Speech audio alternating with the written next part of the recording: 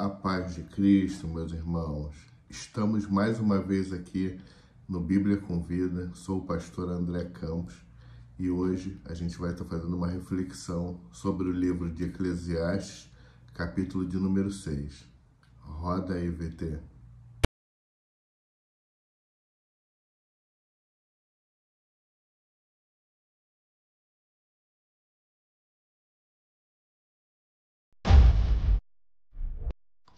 Voltamos aqui e vamos estar lendo Eclesiastes 6, alguns versículos. Há um mal que vem debaixo do sol, verso 1, e que pesa sobre os homens. O 2. O homem a quem Deus conferiu riquezas, bens e honra, e nada lhe falta de tudo quanto a sua alma deseja, mas Deus não lhe concede que disso coma. Antes o estranho come. Também isto é vaidade e grave aflição. Vocês já pararam para pensar o que é uma alma insatisfeita? Nesses versos iniciais aqui, a gente já começa a entender alguma coisa que o pregador, o escritor, no caso Salomão, ele quer falar acerca dessa alma insatisfeita. Ele fala que viu um mal embaixo do sol e viu que Deus conferiu riqueza, bens, honra para determinadas pessoas, que nada lhe faltasse, mas não permitia que ele comesse. Comer, irmãos, se nós colocarmos assim na forma correta, na forma bem chula de se falar, é algo prazeroso. E aqui ele começa a nos mostrar sobre insatisfações. Ele fala assim, olha, Deus ele pode dar todas as coisas para o homem e não permitir que ele coma. E aí eu começo a entender que a insatisfação da alma, né, a satisfação da alma em si, ela passa pela certeza de que é um dom de Deus. Vamos caminhando mais um pouco que a gente vai entender. Verso de número 3. Se alguém gerar 100 filhos e viver muitos anos até avançada idade, e se a sua alma não se fartar do bem, e além disso não tiver sepultura, digo que um aborto é mais feliz do que ele. Agora já começou a engrossar aqui. Do 1 ao 6, ele vem mostrar que a prosperidade ela não é um bem. Muitos acham que a prosperidade é uma conquista, é um bem que nós trabalhamos para viver próspero. Mas Deus nos mostra aqui nesses versículos que a prosperidade ela não é um bem. A riqueza ela pode até ser conferida para a pessoa, mas o desfrute não. E aí a gente começa a entender que uma alma insatisfeita, ela é aquela alma que a pessoa pode trabalhar, pode ter tudo, mas não vai ter descanso dentro daquilo que ela tem. Nós temos alguns exemplos, porque imagina uma pessoa rica, que tem todas as coisas ao seu redor, tem empregados, tem tudo, mas está sobre uma cama, está em cima de um leito e não sabe quanto tempo de vida ainda terá. Será que essa pessoa ela trocaria a riqueza que ela tem pela sua saúde? É de se pensar.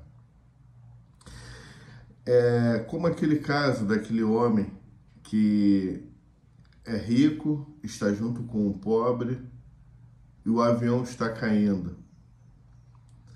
E aí ele chega para a pessoa e ali só tem um paraquedas e aquela pessoa pobre tem aquele paraquedas e ela fala assim, eu te dou 100 milhões pelo seu paraquedas.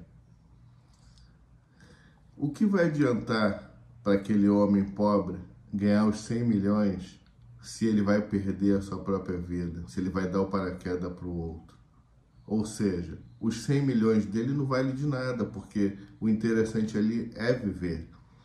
Então, Deus ele começa a nos mostrar aqui que não é só pela riqueza que nós teremos prazer em vida.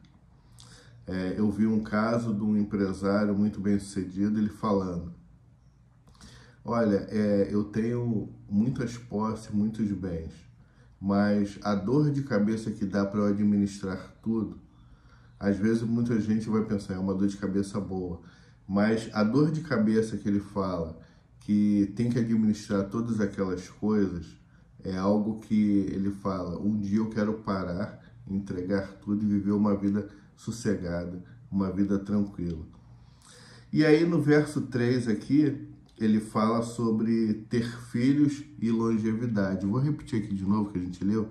Se alguém gerar 100 filhos e viver muitos anos até avançada idade, né? Naquela época, gerar filhos era sinônimo de prosperidade e viver, aí aqui diz também, viver muitos anos até avançada idade, longevidade também era sinal de prosperidade. Aí ele fala, se a pessoa não tiver paz no coração, se a pessoa viver até uma avançada idade, tiver vários filhos, mas se sua alma não se fartar do bem ou ter paz, além disso não tiver sepultura, digo que um aborto é mais feliz do que ele. Aqui o escritor ele não está dizendo que o aborto é certo, mas ele diz que se a pessoa pode viver a vida toda, a pessoa pode viver muitos anos, a pessoa pode ter vários filhos, mas se a sua alma não se fartar, se ele não tiver satisfação, se a alma dele estiver insatisfeita, era mais fácil ter sido abortado, ou a pessoa que não veio ao mundo foi mais feliz do que ele. Você entende? Deus não fala para abortar, mas Deus aqui ele mostra que a insatisfação da alma, ela pode fazer que a pessoa viva 100 anos, mas não estará satisfeita. Duas coisas que representam poder e prosperidade, que é ter filhos e anos de vida. Se não tiver satisfação, é como uma criança que não nasce.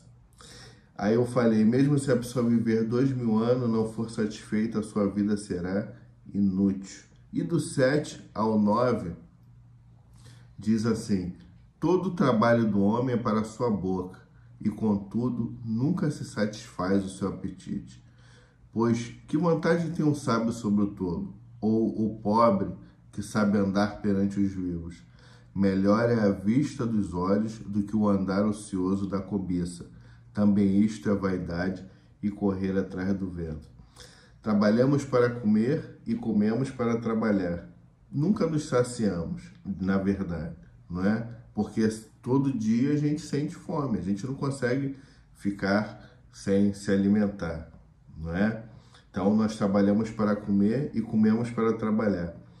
Mas o saciar aqui, meus irmãos, não é só de alimento, não é? E sim das coisas de Deus. Só Deus ele consegue saciar a alma do homem. E o escritor, o pregador, ele quer falar isso e ele fala aqui de uma maneira muito, muito interessante. Por quê? Porque nós temos até um verso na palavra de Deus que fala, nem só de pão viverá o homem, ou seja, nós trabalhamos para comer e comemos para trabalhar. Mas será que nossa alma ela se sacia? Ou será que no dia seguinte nós teremos fome de novo? Assim como Jesus falou para aquela mulher samaritana, olha, você vai pegar essa água, vai beber e vai ter sede de novo. Eu tenho uma água que, se eu lhe der, você não voltará a ter sede. Então, meus irmãos, meu irmão e minha irmã, uma coisa importante é bom ser dita aqui. Temos que glorificar a Deus dentro do momento exato. Às vezes, aqui no final do verso 9, ele fala que andar ocioso da cobiça, também isso é vaidade, e correr atrás do vento. Correr atrás do vento é você ficar sempre no passado ou no futuro. Você não fica no presente. Você sempre fala, quando eu era uma pessoa boa, quando eu fazia isso, quando eu ganhava tanto dinheiro, ou no futuro, quando eu fizer, quando eu ganhar. E nunca glorifica a Deus e fala, olha, hoje Deus me abençoou, me deu isso. Muito obrigado, Senhor, por ter me dado isso. Ou seja, Viva no presente. O passado é saudoso, é bom, mas não pode ser a base da nossa vida. O futuro é para trilharmos. Temos que ter anseios e desejos e vontades. Porém, se nós não vivermos no presente e não glorificarmos a Deus, é corrermos atrás do vento. Que Deus nos abençoe, nos dê paz, em nome de Jesus.